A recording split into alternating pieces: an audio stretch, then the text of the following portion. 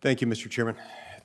Attorney General Garland, I find it deeply concerning that you still haven't cited a single example of a true threat of violence.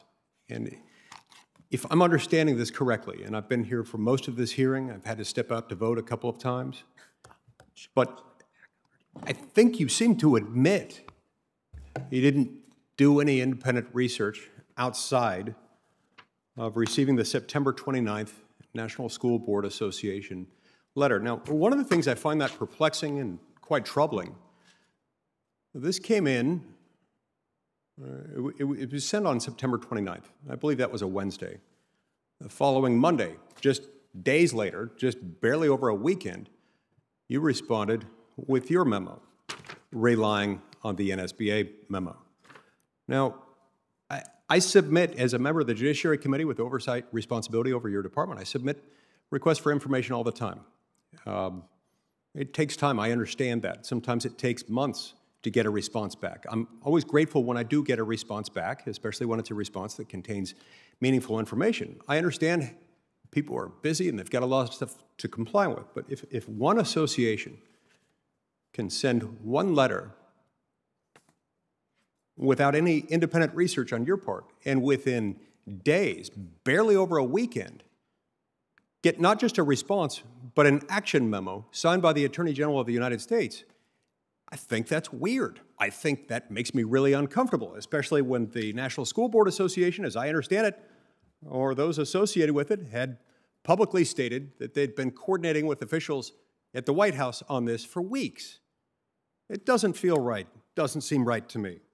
Now, last week, two of our counterparts on our House counterpart Judiciary Committee asked you a little bit about the number of people entering the United States illegally. About 1.3 million have entered the United States illegally this year. That's a lot. That's a lot of people. Of those 1.3 million, I'm quite confident, based on my own past experience as a federal prosecutor, I'm quite confident that some non-insignificant portion of those will have previously been deported.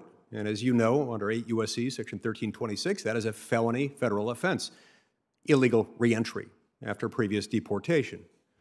Since they've asked you about that, have you had a chance to identify how many prosecutions have been brought for illegal reentry this year?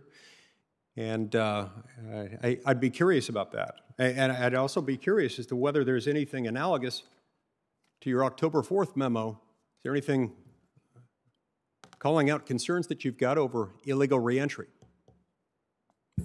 So on that question, the 1.3 million are arrests, I think, made by CBP. They are referred, they are, CBP, the Customs and Border Patrol makes a decision about whether to put those people into removal proceedings or to refer them to the Justice Department for prosecution. We have this year charged thousands of cases, criminal cases with respect to violations of the immigration laws with respect to crossing of borders. I don't have the exact number. We can get you that exact number, but the number is in the thousands. My time's expired. I express the concern because when the department becomes focused on things that are not part of its business, namely harassing, threatening, intimidating moms and dads in America, on chilling their ability to express their concerns to their neighbors, their friends, and those who represent them on a school board, they sometimes lose focus on the things that only the federal government can do, like controlling our border from the dangerous effects of illegal immigration generally and illegal reentry in particular. Thank you.